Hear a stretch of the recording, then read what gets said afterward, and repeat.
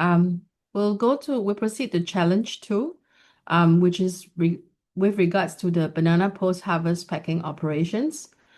Charmaine, Hi, good afternoon, everyone. So, um, so as shown here, our second challenge is how might we develop a robust and energy efficient food safe water recycling systems that would that treats or use banana wash water to produce wash standards, enable safe reuse and reducing freshwater dependence in rural packaging areas. So, Angela, next slide, please. So, this is what our packing plant looks like. So as you can see here, we have an operation that is water intensive, especially in the initial stages of the process. So as you can notice here, once the bananas arrive at our packing plants, we use already water to clean the fruits from dirt and get rid of insects. And then after which it goes through a tank, which basically um, wherein we apply chemical to remove the latex and also further washing of the fruits. And then secondly, it's moved to another big tank wherein we still use a lot of water for final washing and disinfection. So later on, I will explain further how much water we use and the impact of this water in our operation. Next, please.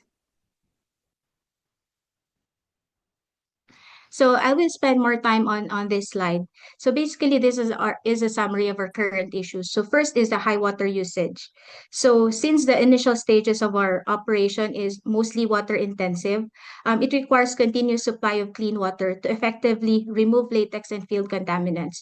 So this becomes especially challenging in rural packing sites where water sources are limited and often shared across farms and multiple packing plants. So most of our supply comes from deep wells, and in many cases, water even has to be hauled to the packing facilities. So as our production volume grows, our water demand and the associated operating cost increases significantly.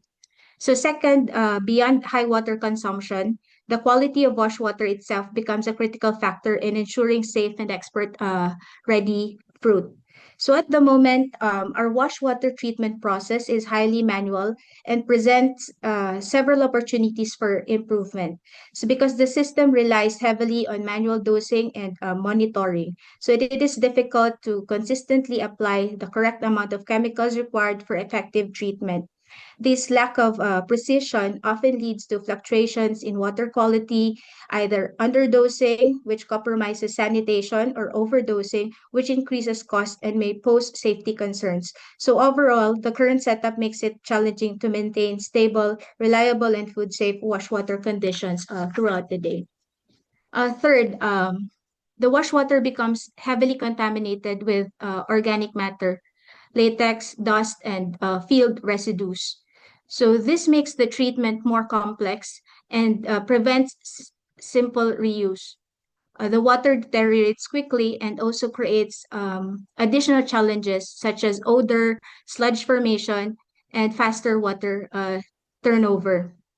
So currently, our system has no effective mechanism for removing the particulate matter that accumulates in the wash water. So as bananas are washed, organic materials remain suspended in the water and build up throughout the day. So as a result, this can clog our nozzles, and also, the high particulate load creates cleanability issues within the piping system, allowing residues to settle and form deposits that are difficult to remove. So beyond operational challenges, this buildup also lowers the effectiveness of our sanitation chemicals. Fourth, in many of our packing plants, we currently lack the proper infrastructure to treat wastewater effectively. So as a result, used wash water, often containing the latex, organic matter, and chemical residues, cannot be adequately processed before disposal. So this drives higher dependence on fresh water, which also increases the environmental environmental impact and exposes us to potential compliance risk with regulatory agencies.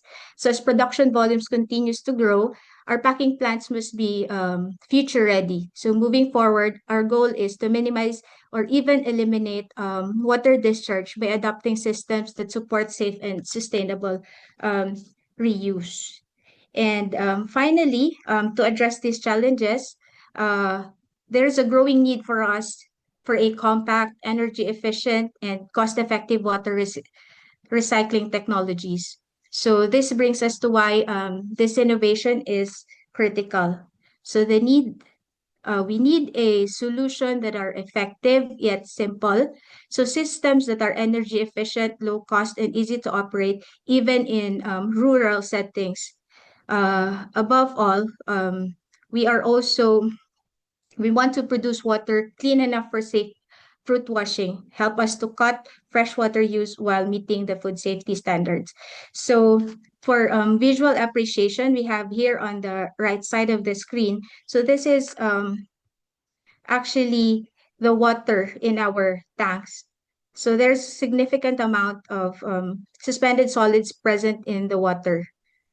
So the high turbidity makes it clear that the water is no longer clean and without an effective removal system. These particles continue to accumulate throughout the day. This does not only affect the water clarity, but also impacts our washing efficiency, sanitation effectiveness, and ultimately the quality of our fruit. Next, please. So just to give everyone context, here's what we are currently doing today. This is a procedure for our chemical treatment of the wash water. So first, of course, we prepare the wash water. We just started by just filling the tanks. And then we add in the chemical, which will be responsible for the coagulation of the latex. So as of the moment, we have been using the polyaluminum chloride and potassium aluminum sulfate for this step of the process. And then after we coagulate, we have also the fruit disinfection treatment with the use of chlorine dioxide and calcium hypochlorite. And as a last step, we monitor and control. While this is ideal, but mostly of all these steps are done manually, maintaining consistent and accurate monitoring can be quite challenging in the actual operations. Next, please. So in the past, we have adopted the recycling system technology from Israel. So this is currently installed in 4 of our packing plants. So while the system can help reduce water use and can be adapted to some extent, it requires significant technical intervention and a skilled operator to run it effectively, which is quite difficult to find in rural areas. So just to go through quickly with the process. So we have here what we call the selector's tank. This is the first tank which receives our fruits, and then we have the weigher's tank. So usually the amount of water that we use on a daily basis averages from 100 to 200 cubic meters, depending on the size of our packing plant. So this goes through a collection tank and then a filter system to remove the particles. And then we add in the coagulant, and then it goes through a flocculation tank. And then finally, we remove it using the aid of a sodium lauryl sulfate. And then we add in chlorine for disinfection, and then it goes back to our tank. So this is how it looks like also. So for water quality, this is the current or before the treatment. This is the usual condition of the water that's present in our tanks. There's a lot of suspended solids being accumulated. There's dirt, soil, latex, and all kinds of organic matter. And then what we expect after treatment is this clear water on the right side of the screen. Next, please. So basically, we have this is a summary of our requirement. So we need a system that can remove latex, solids, organic load, and microbes. And then, of course, achieve turbidity of less than 5 NTU, provide water that's safe for washing bananas, and also ideally help us reduce our freshwater use by about 70 to 90%. And also it has to be practical, low maintenance, low energy usage, simple enough for operators in rural sites, and affordable to scale across multiple locations. Next, please. So for the pilot, we'll be selecting one packing plant in the Philippines, one that has typical challenges in continuous washing, variable fruit loads, and limited water supply. So we'll provide full access to the site along with the operational data, testing support, and installation assistance from our engineering and QA teams. So we want this to be a collaboration project. So we want to learn together with you as we test and refine the solution on site. Next, please. And then here's a rough timeline that we are looking at. So we expect the first 1 to 3 months to be about design and alignment, and then making sure the solution fits our actual operations. Then the next several months will cover fabrication, delivery, installation, and live operation. So after that, we'll evaluate performance, looking at water savings, clarity, stability, and ease of operation. So if the pilot is successful, we will consider scaling the solution to more packing plants. So we can move on to the challenge on water treatment. Anya asks, can you explain more about the latex and contaminants makeup and concentration ranges?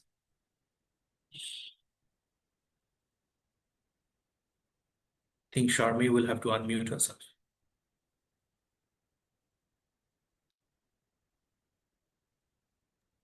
Yeah, hello. Hi, Anya. Thank you for your question. So, for the first question about the latex and contaminants makeup. So basically, we haven't really done a thorough analysis on this one, but we have checked the turbidity in terms of turbidity and also in terms of suspended solids. So after application of the coagulant, the turbidity usually ranges from 100 to 400 NTU, while for the suspended solids, it's at averaging at around 200 to 400 ppm. So this is depending on the packing plant operating condition. So the more fruits there is being processed, so there is more likely to have higher turbidity and suspended solids.